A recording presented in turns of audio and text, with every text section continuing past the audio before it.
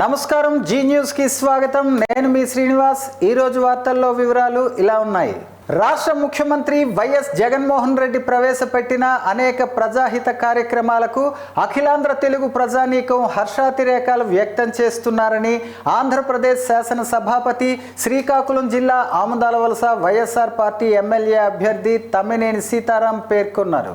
Amadalavalasa municipality పరిధిలోని సొట్టవానిపేట గ్రామంలో శుక్రవారం ఎన్నికల ప్రచారం నిర్వహించారు.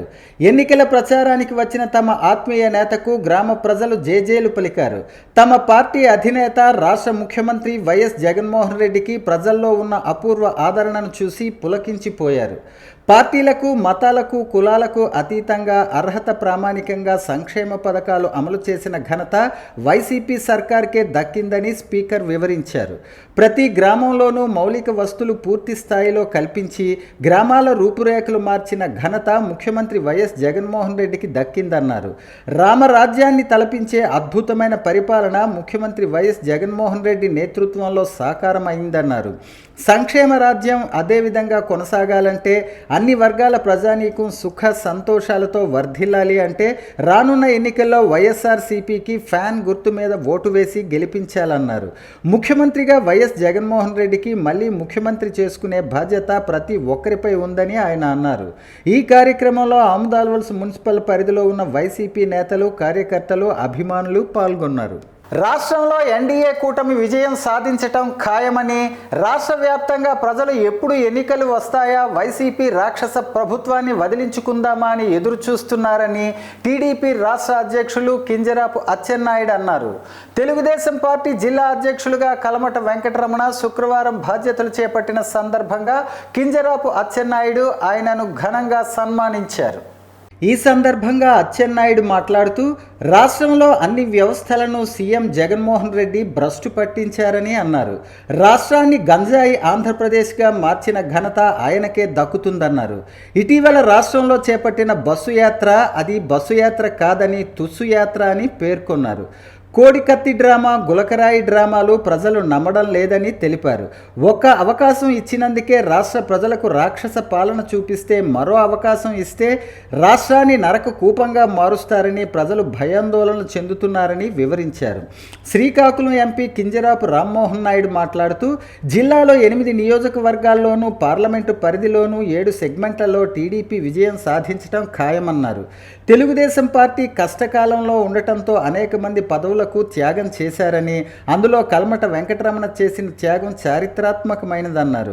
నారా చంద్రబాబు నాయుడు కల్మట వెంకటరమణ అవసరాన్ని గుర్తించే శ్రీకాకుళం జిల్లా పార్టీ అధ్యక్షులుగా అవకాశం కల్పించారని పేర్కొన్నారు. జిల్లా అధ్యక్షులుగా బాధ్యతలు చేపట్టిన కల్మట వెంకటరమణ మాట్లాడుతూ అందరి సహకారంతో జిల్లా వ్యాప్తంగా టీడీపీ అఖండ మెజారిటీతో విజయం సాధించటం ఖాయమన్నారు.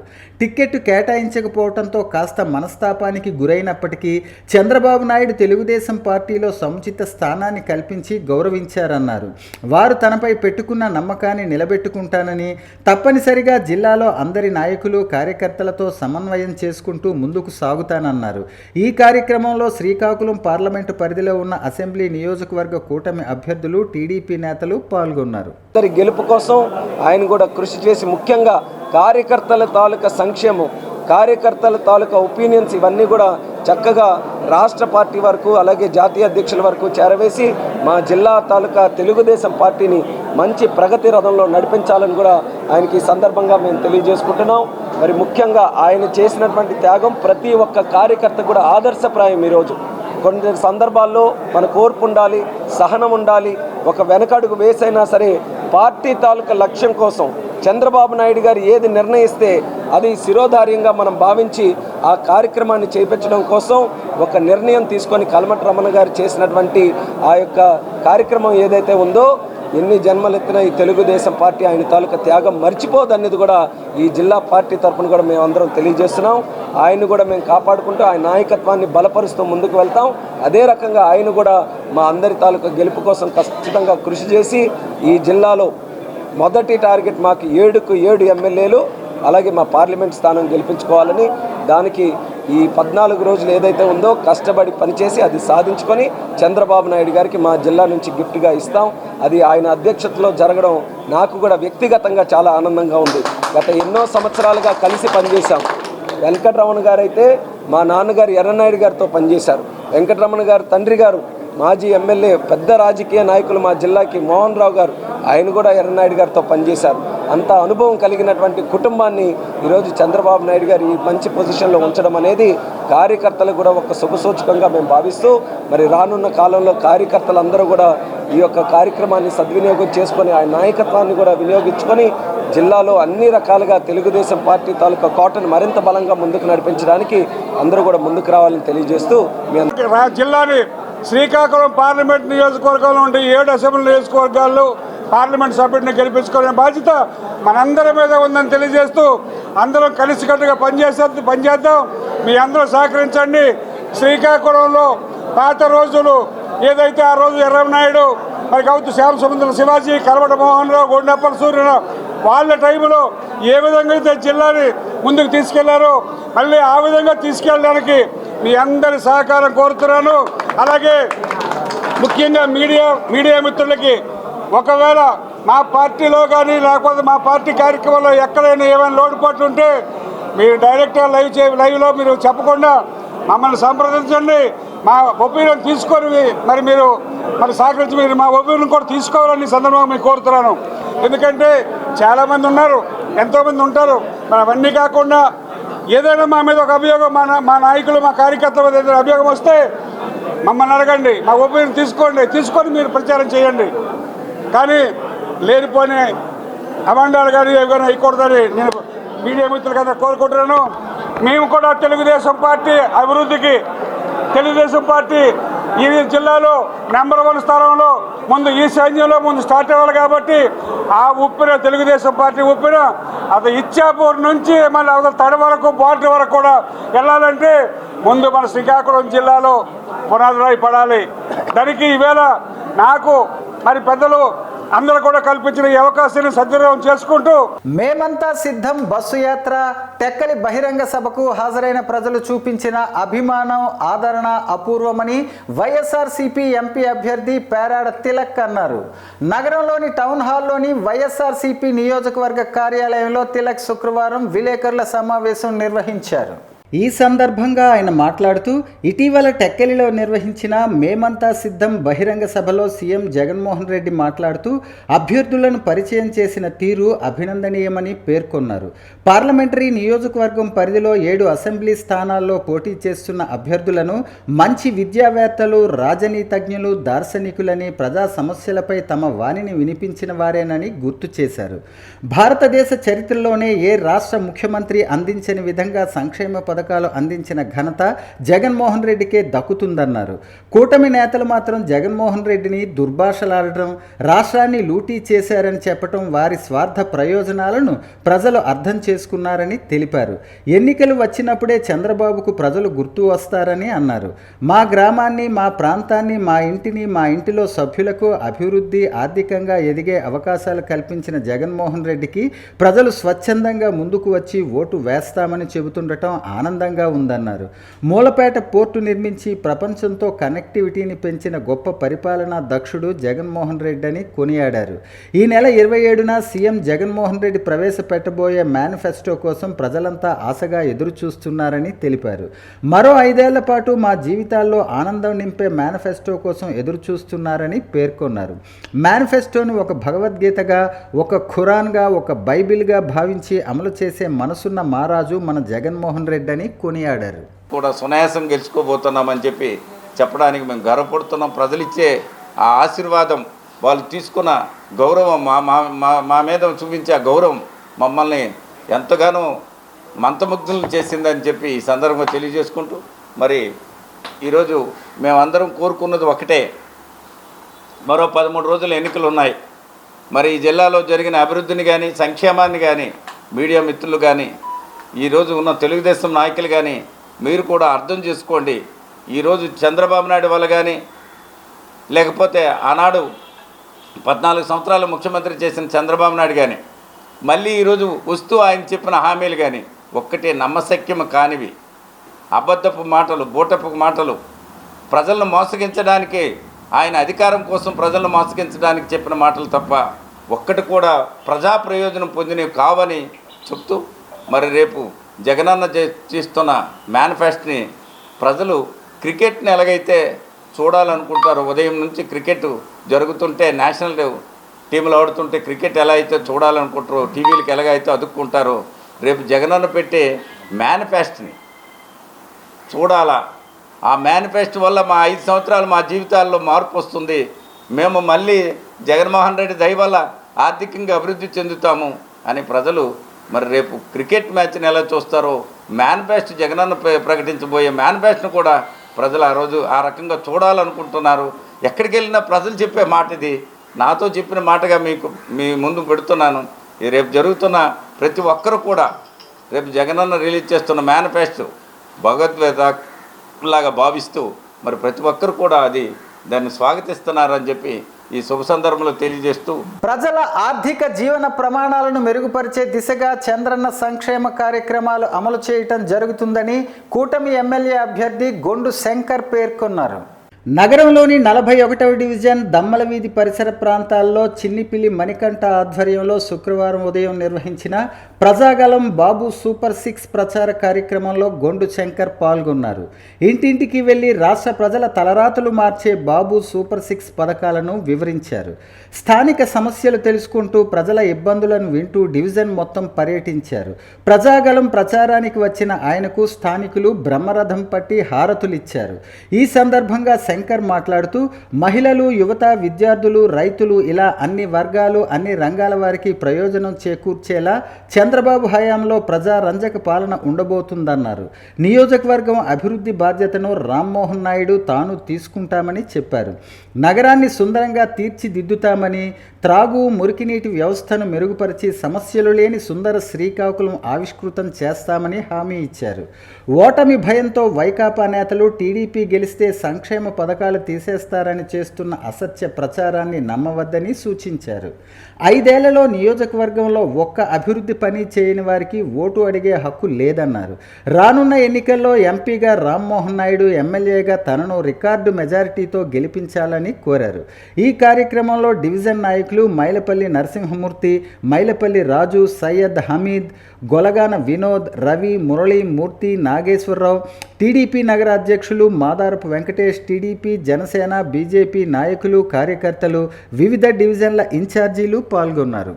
ఆంధ్ర, ఒడిశా సరిహద్దు ప్రాంతంగా ఇచ్చాపురం నియోజకవర్గం అనేక సమస్యలతో కొట్టుమిట్టాడుతోందని, వైసీపీ నేతల అసమర్థత వల్లే ఈ గతి పట్టిందని ఇచ్చాపురం శాసనసభ్యులు బెందాలం అశోక్ అన్నారు.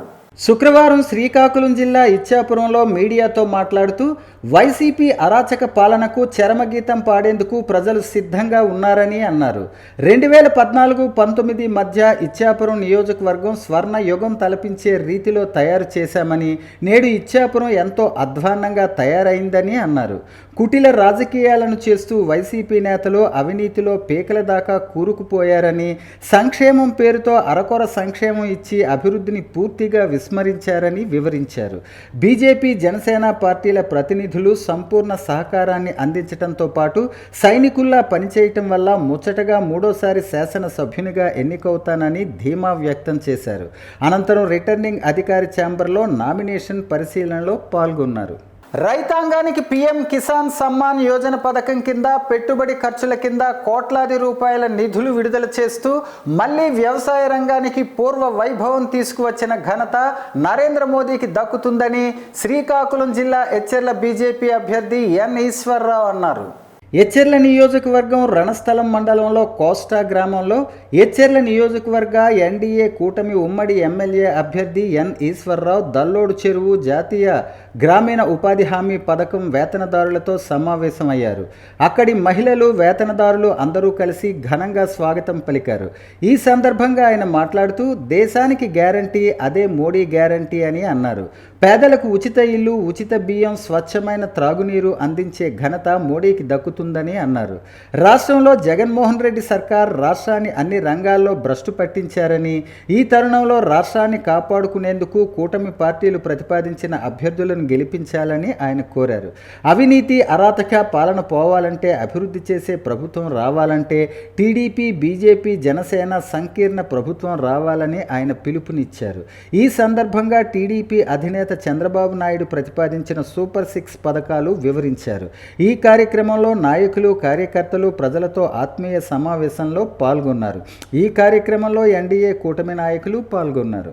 పవన్ కళ్యాణ్కు మద్దతుగా ప్రచారం చేసేందుకు కొనిదెల శివశంకర్ వరప్రసాద్ పిఠాపురం వస్తుంటే ఆయన కోసం సజ్జల రామకృష్ణారెడ్డి వ్యాఖ్యలు సిగ్గుచేటని, సజ్జల ఓ సన్నాసి అని రాష్ట్ర కాపు జేఏసీ కన్వీనర్ ఆరేటి ప్రకాష్ రెడ్డి అన్నారు.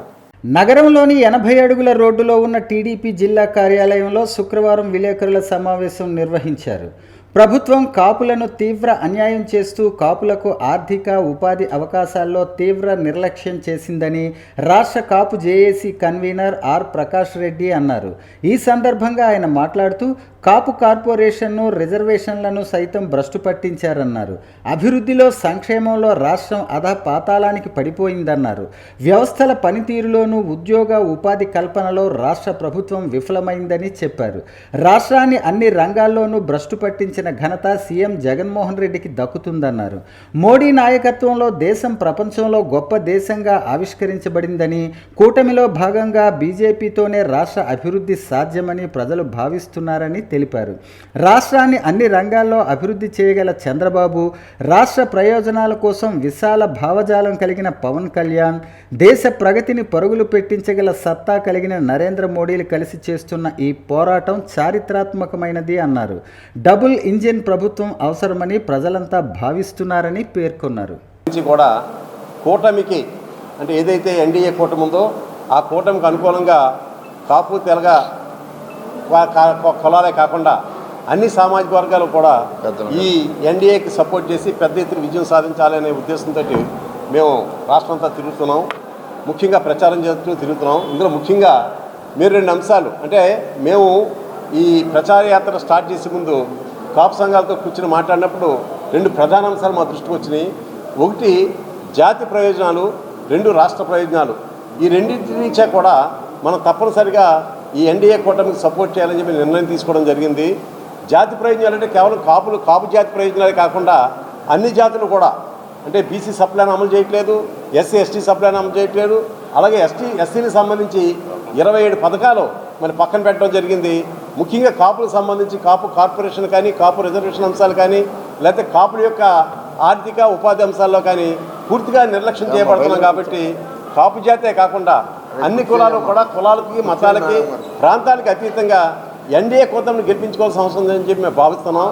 ముఖ్యంగా జాతి ప్రయోజనాలు కాకుండా రాష్ట్ర ప్రయోజనాలు చూసినట్టయితే ఇవాళ అక్షర క్రమంలో ప్రథమ స్థానంలో ఉన్న ప్రజాస్వామ్యయుతమైన భారత్లో ఓటు హక్కు అనేది ఓ చక్కని అవకాశమని, దాన్ని సద్వినియోగం చేసుకోవటం ప్రతి ఒక్కరి బాధ్యత అని డాక్టర్ బిఆర్ అంబేద్కర్ విశ్వవిద్యాలయం వైస్ ఛాన్సలర్ ఆచార్య కేఆర్ రజని అభిప్రాయపడ్డారు. ఓటు, విద్య, ఎన్నికల వ్యవస్థలో భాగస్వామ్యం అనే అంశంపై కేంద్ర సమాచార ప్రసార మంత్రిత్వ శాఖకు చెందిన central bureau of communication, varsity journalism and mass communication విభాగం సంయుక్తంగా గురువారం సాయంత్రం ప్రత్యేక అవగాహన కార్యక్రమాన్ని నిర్వహించాయి. ముఖ్య అతిథిగా హాజరైన వీసీ ఆచార్య కేఆర్ రజని మాట్లాడుతూ ఓటు వేసే అవకాశం వచ్చిన వారంతా ఎన్నికల వ్యవస్థలో బాధ్యతాయుతంగా పాల్గొనాలన్నారు. మేధావులు, విద్యావంతులు, విద్యాధికులు దేశంలో ఓటింగ్ శాతం పెంచేందుకు ముందుకు రావాలన్నారు. ప్రత్యేక ఆహ్వానితులుగా హాజరైన సెంట్రల్ బ్యూరో ఆఫ్ కమ్యూనికేషన్స్ మరియు ప్రెస్ ఇన్ఫర్మేషన్ బ్యూరో ఆంధ్ర ప్రాంత అదనపు డైరెక్టర్ జనరల్ రాజేంద్ర చౌదరి మాట్లాడుతూ ప్రపంచంలోనే అతిపెద్ద ఎన్నికల ప్రక్రియ భారత్లోనే జరుగుతుందన్నారు. అందులో పాల్గొనే అవకాశాలన్నీ జారవిడ్చుకోవద్దని సూచించారు. 18 నుంచి 29 వయసు మధ్యలో 30 కోట్ల మంది ఓటర్లు ఉన్నారని, వారంతా జాగృతతో వ్యవహరించి ఓటింగ్లో పాల్గొనాలని కోరారు. యువత నిరాశ వీడి భారత్ భవిష్యత్తు కోసం ఓటు వినియోగానికి ముందుకు రావాలని సూచించారు. ఈ కార్యక్రమానికి అధ్యక్షత వహించిన జిల్లా ఫీల్డ్ పబ్లిసిటీ అధికారి బగాది తారక ప్రసాద్ మాట్లాడుతూ, రానున్న ఎన్నికల్లో ఓటింగ్ శాతం భారీగా పెంచేందుకు భారత ఎన్నికల సంఘం పలు కార్యక్రమాలు చేపడుతుందన్నారు. సార్వత్రిక ఎన్నికలకు సంబంధించి జిల్లాకు నియమితులైన వ్యయ పరిశీలకులు ఐఆర్ఎస్ అధికారులైన కోమల్జిత్ మీనా, శరవణ్ కుమార్, నవీన్ కుమార్ సోనీలు శుక్రవారం కలెక్టరేట్లోని జిల్లా ఇంటిగ్రేటెడ్ కమాండ్ సెంటర్ ఎన్నికల నియంత్రణ కేంద్రాన్ని పరిశీలించారు. ఈ సందర్భంగా జిల్లా ఎన్నికల కంట్రోల్ రూమ్ ఇన్ఛార్జ్ జిల్లా పంచాయతీ అధికారి వెంకటేశ్వర్లు అన్ని విభాగాలను పరిచయం చేశారు. MCMC, electronic media monitoring cell, expenditure monitoring cell, seizures, Suvidha, grievance redressal cell మొదలైన విభాగాల సిబ్బంది నిర్వహిస్తున్న విధులను గమనించి పరిశీలకులకు వివరించారు. కంట్రోల్ రూమ్తో పాటు జిల్లా సీజర్ స్క్రీనింగ్ కమిటీ ద్వారా కూడా పట్టుబడిన నగదు, ఆర్నమెంట్స్కు సంబంధించిన ఆధారాలను సమర్పించి విచారణ, నిజ నిర్ధారణ అనంతరం అప్పగించడం జరుగుతోందన్నారు. అన్ని విభాగాల సిబ్బంది నిర్వహిస్తున్న విధులపై పరిశీలకులు ఆరా తీశారు. మీడియాలో ఎన్నికల ఏర్పాట్లపై, ఎన్నికల ప్రవర్తనా నియమావళి అమలుపై వచ్చే ప్రతికూల వార్తలను నమోదు చేసే విధానం, వాటి పరిష్కార తీరును ఆరా తీశారు. సంబంధిత ఎన్నికల నోడల్ అధికారులను DRDA PD Kiran Kumar, audit అధికారి సుల్తానా, గ్రామ వార్డు సచివాలయాల నోడల్ అధికారి వాసుదేవరావు, హౌసింగ్ పీడీ గణపతిరావు, జిల్లా సమాచార పౌర సంబంధాల అధికారి కె చెన్నకేశవరావు తదితర అధికారులు ఆయా విభాగాల పనితీరు విధానాన్ని వివరించారు. వార్తలు సమాప్తం. మళ్ళీ తర్వాత బులెటిన్లో కలుసుకుందాం. నమస్కారం.